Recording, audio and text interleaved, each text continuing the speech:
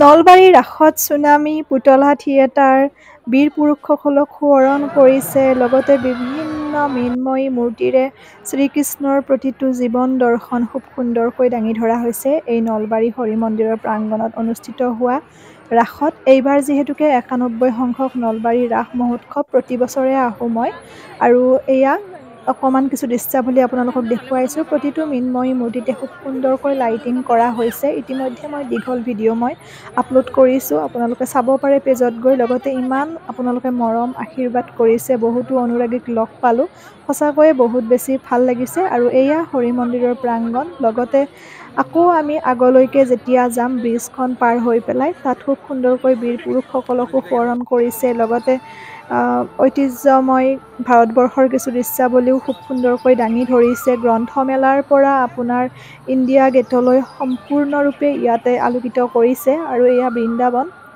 কিছু মই দৃশ্য আপোনালোকক দেখুৱাইছোঁ।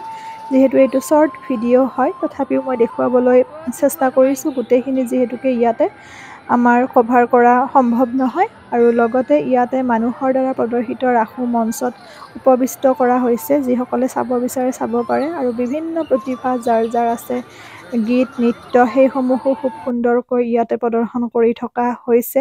লগতে ইয়াতে গ্ৰন্থমেলাটো বহুত বেছি ভাল লগা এটা প্ৰতি বছৰে হয়, কাৰণ শিশুসকলে ভাল পাব। আৰু পিতৃ মাতৃয়ে লৈ আহিলেও গ্ৰন্থ এখন কিনি দিয়াটো অত্যন্ত জৰুৰী, কিয়নো কিতাপ পঢ়িলে আমাৰ ধৈৰ্য শক্তি বাঢ়ে। লগতে আমাৰ কি ক'ম কিতাপৰ কথা, গতিকে কিতাপ পঢ়াৰ অভ্যাস সৰুৰ পৰা কৰিব লাগে। এয়া চাওক কিমান সুন্দৰকৈ হৰি মন্দিৰৰ প্ৰাংগণটো সজাই তোলা হৈছে। মই চাৰিওপাশ দেখুৱাই দিছোঁ আপোনালোকক। লগতে এয়া মৃন্ময়ী মূৰ্তি এইবোৰ।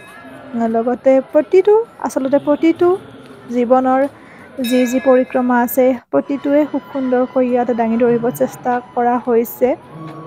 কাৰাগাৰৰ পৰা আপোনাৰ বসুদেৱে কোলাত শ্ৰীকৃষ্ণক লৈ যোৱা দৃশ্যৰ পৰা সকলোখিনি। আৰু পাপেট থিয়েটাৰ মানে যিটো পুতলা নাচ, সেইটো আজিকালি প্ৰায় লুপ্তপ্ৰায় হ'বলৈ ধৰিছে। সেইটো খুব সুন্দৰকৈ ইয়াত দাঙি ধৰিছে। কিমান যে কষ্ট লুকাই থাকে পুতলা নচোৱাজনৰ, নহয়নে? আজিকালি শিশুসকলে সেয়া ভালদৰে নাজানে। আৰু এয়া চাওক, মই দেখুৱাই দিছোঁ আপোনালোকক। ভাল লাগিছে নলবাৰী ৰাস। আৰু লগতে পুতনা বধ খুব সুন্দৰকৈ ডাঙৰকৈ দেখুওৱা হৈছে হৰি মন্দিৰৰ প্ৰাংগণতে। এয়া নটৰাজ পুতলা থিয়েটাৰ। মই সামান্যহে দেখুৱাব আপোনালোকক পাৰিছোঁ। আৰু ওচৰৰে আমি আহিছিলোঁ এয়া পুতনা বধ নলবাৰী ৰাসত।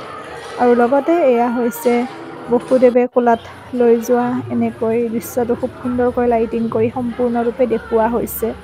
যিহেতুকে বৰ্তমান সময়ত পিতৃ মাতৃৰ সময় কম শিশুসকলক সাধুকথা ক'বৰ কাৰণে, গতিকে এনেকৈ ৰাসত বা বিভিন্ন ধৰণৰ ধৰ্মীয় অনুষ্ঠানত লৈ গ'লেও তেওঁলোকে এটা আভাস পাব পাৰে, বা খুব সুন্দৰকৈ যিহেতুকে লিখা থাকে, যথেষ্টখিনি জানিব। আৰু বাহঁতক লগ পাইছিলোঁ, বহুত ভাল লাগিল। ইমান সুন্দৰকৈ মাত যে লগাইছে, তাৰ কাৰণে ভাল লাগিল।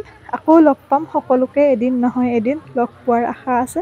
কাৰণ আপোনালোকে বহুত বেছি মৰম দিছে, আগুৱাই যোৱাত সহায় কৰিছে। গতিকে মোৰ ভাল লাগে আপোনালোকে মাতষাৰ দিলে। কেতিয়াবা যদি কাৰোবাক কেনেবাকৈ ৰৈ গৈছে মাতিলে, আচলতে শুনি নাপালে বা শুনা নাপালে হয়তো মতা নাযায়। কিন্তু মই যিমান পাৰোঁ আপোনালোকক সঁহাৰি দিব সদায় চেষ্টা কৰি যাম। একেবাৰে সাধাৰণ ছোৱালী হয় মই এজনী। এয়া বাহঁতকো লগ পালোঁ, ভাল লাগিছে বহুত বেছি।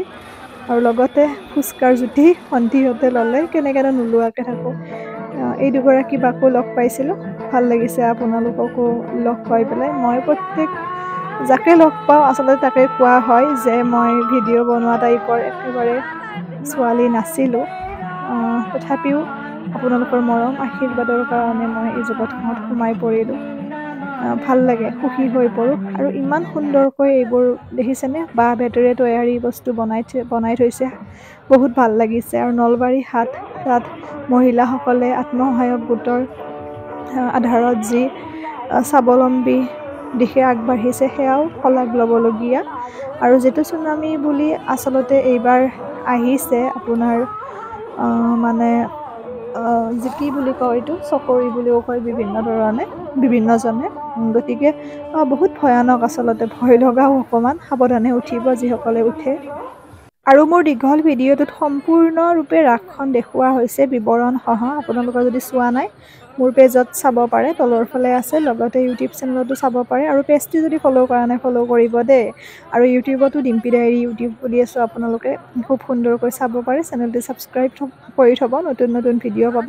পুনৰবাৰ অহা বছৰ সকলোকে লগ পোৱাৰ আশাৰে নলবাৰী ৰাসৰ পৰা এইবাৰলৈ বিদায় মাগিলোঁ।